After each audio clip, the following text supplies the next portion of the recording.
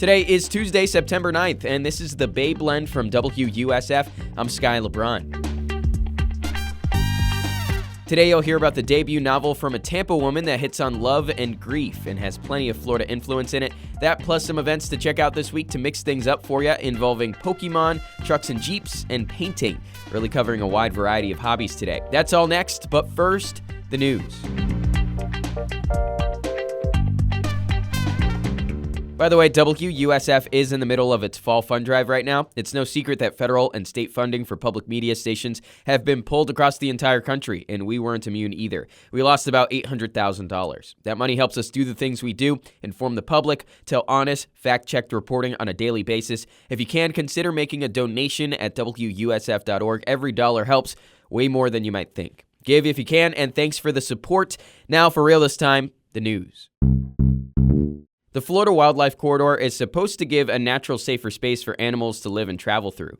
The Eagle Haven Ranch in Polk County is 2,300 acres of land in that corridor, but it was bought and slated to become a golf resort. Keyword there is was. Conservation Florida raised about $9 million to protect the land instead, and Tracy Dean with the group says a large chunk of the money came from the Air Force's nearby bombing range. The bombing range wants to make sure that that part of Florida stays relatively undeveloped. Cows and wild spaces are good for the bombing range so that we're able to prepare our troops. The ranch is home to bald eagles, alligators, and nearly 200 species. Now they don't have to worry about getting hit by a golf ball, just bombs if they go too far from the ranch.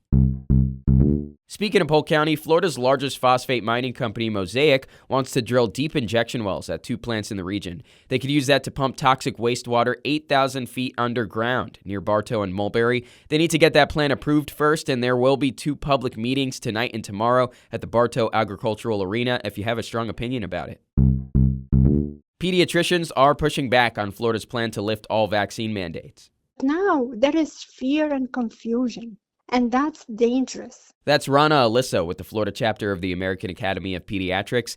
The vaccine mandates that would be lifted include ones for chickenpox and hepatitis B. It's going to be chaotic, and it's going to cost lives and money. The state says the mandate will be lifted in about 90 days. And just a quick reminder that today is Election Day for Tampa's District 5 seat. It was held by Gwen Henderson, who died in June. It includes downtown Tampa, East Tampa, Channelside, and Ybor City. Polls close at 7 tonight. I still don't think there are enough books and stories based in Florida. It's such an interesting place that doesn't get used as a setting nearly enough, at least in my humble Florida native opinion.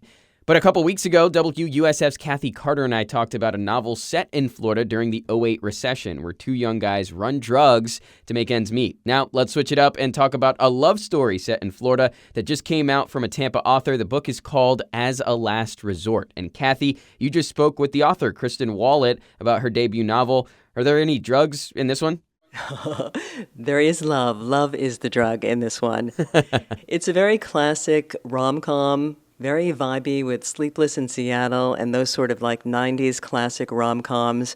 Really witty banter between the 2 love interests, Samantha and Austin. He's a ferry boat captain. She's a big real estate developer in New York City. And she goes back to her hometown reluctantly to work on a project. And she runs into Austin, who is her teenage crush. So there's lots of Florida-esque environments. In fact, I asked Kristen Wallet if any area around Tampa Bay inspired her to create Rock Island, Florida.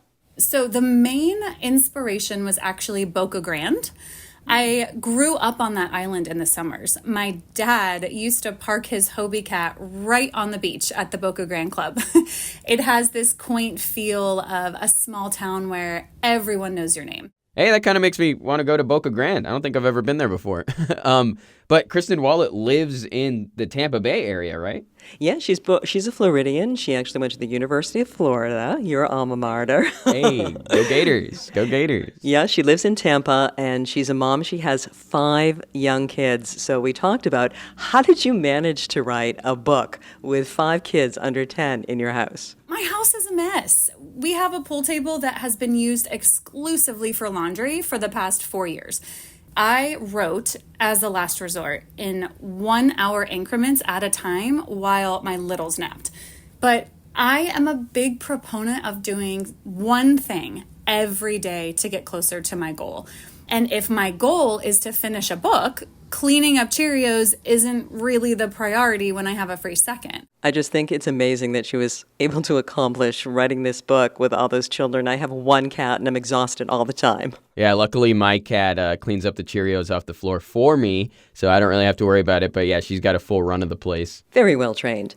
This is not the kind of book that I automatically would go to, but somebody recommended it, and I'm so glad they did because it's really smart, it's really funny, and Kristen Wallet is actually having a book talk on Friday in Orlando at the New Romantics bookstore if anyone would like to learn more or meet her in person.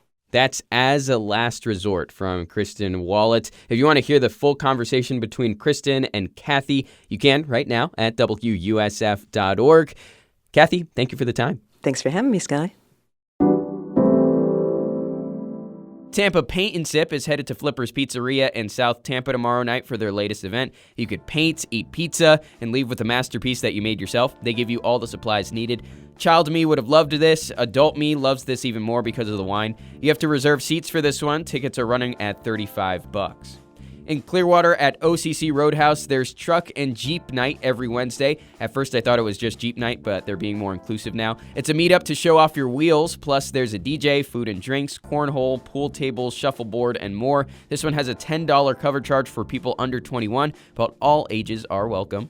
And over in Lutz, the Geeky Ferret, which is a fantastic name for a store, is holding a Pokemon play and trade event on Thursday night. Pokemon cards have exploded in popularity yet again, so events like this are popping off right now. This is every Thursday. You come in and trade cards, battle, or just nerd out with other people who are into the hobby. Another potential way to make friends. Look, I'm giving you the options. You just got to get out there. This one has a $5 entry fee.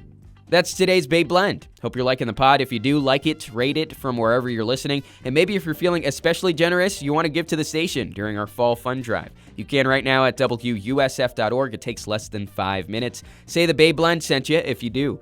That's all for me today. Make sure you're back for another Babe Blend bright and early tomorrow morning.